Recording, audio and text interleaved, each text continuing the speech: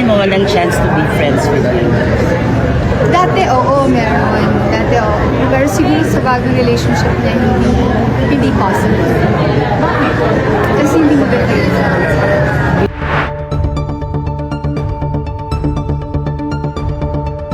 Palala na ng palala ang sitwasyon sa pagitan ng dating mag-asawa na si Claudine Barreto at Raymart Santiago.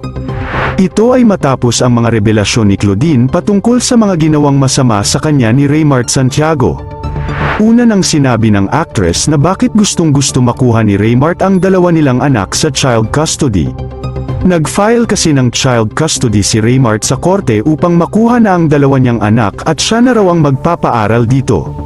Hindi pinabura ni Claudine ang gustong mangyari ni Raymart.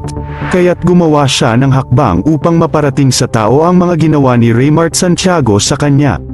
Sa naganap na interview ni Claudine kay Luis Manzano, sinabi ng actress na 126 million pesos ang ninakaw ni Raymart sa kanya. Kaya't dito na nagsimula na i-bash ang aktor na magnanakaw pala. Hindi naman ito pinalagpas ni Raymart Santiago at sinagot ang paratang ni Claudine Barreto. Sinabi ng aktor na walang katotohanan ang mga sinasabi ni Claudine Barreto patungkol na magnanakaw siya. Binalaan pa nga ito ng aktor na mag-ingat sa mga sinasabing salita at baka siya ay makasuhan sa ginawa niyang ito. Kaya't tanong ng netizens ano ang naging reaksyon ng current girlfriend ni Raymart Santiago na si Jody Santamaria.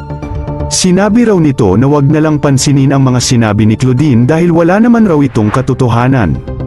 Kung matatandaan, nagsimula ang hidwaan ng dalawa nang magbigay ng comment si Claudine Barreto patungkol sa balitang siya ang bagong girlfriend ng dating asawa na si Raymart. Sinabihan ni Claudine si Jody Santamaria na bad influence kay Raymart Santiago. Kaya't tumaas ang kilay ng netizens kung bakit nasabi ito ni Claudine. Dahil tinanong kasi siya kung balak ba niya makipagkaibigan kay Raymart ngayon. Sinabi nito na dati daw ay pwede silang magkaibigan ngunit ngayon malabo na dahil sa bad influence nitong girlfriend. Hindi man rektang sinabi ni Claudine na si Jody ang kanyang pinaparinggan at mukhang alam na ng netizens na si Jody ang tinutukoy ng actress. Sa ngayon wala na ang interview ni Claudine Barreto patungkol sa mga akusasyon niya kay Raymart Santiago kay Luis Manzano. Cut na kasi ang naturang video at YouTube edit na ang nangyari. Chance to be friends with you? Dati oo, meron. Dati oo. Pero siguro sa bagong relationship na hindi possible. Bakit? Kasi hindi mo ganda yun. Hindi magandang? Influence sa kanya. Compared sa dati. Hindi ko alam, pero hindi ko alam kung bakit hindi na-work yung marriage ko. Because hindi ako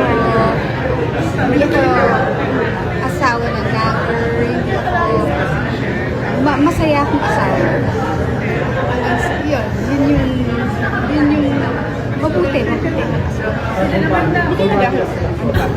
traumatized ka ba with what happened to your marriage kahit na 11 Yes, that's true. Yung trauma hindi na makapag-kapit mo. Yes, my gosh, yes, meron talaga. Actually, up to now. Yeah. Love, just for the record, announce na ba? No, actually, we're Hindi not. pa na-ayos yung case na yun. No, we're ongoing annulment namin. Pero delay yung deadline ni Raymart. So for support, and he's trying to get custody. 16 years old na si Sabina, 19 na si Sabina. Hindi ko alam kung bakit kasi. Kumusta kayo ni Raymart? Hindi naman kami, sa mediation lang kami nakita, pero hindi kami nakapag-usapan. Sa tingin mo walang chance to be friends with you? Dati oo, meron. Dati oo.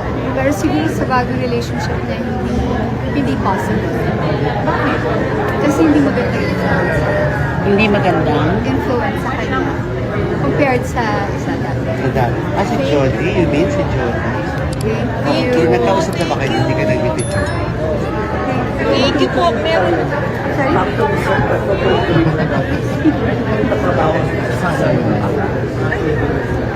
Yes, sana po. Sana tuloy-tuloy. Sana tuloy-tuloy. Yes. Thank you very much. Parang dire-diretso. Last question daw. Ano ang pinaka hindi mo matanggap na lies na dumating sa buhay mo?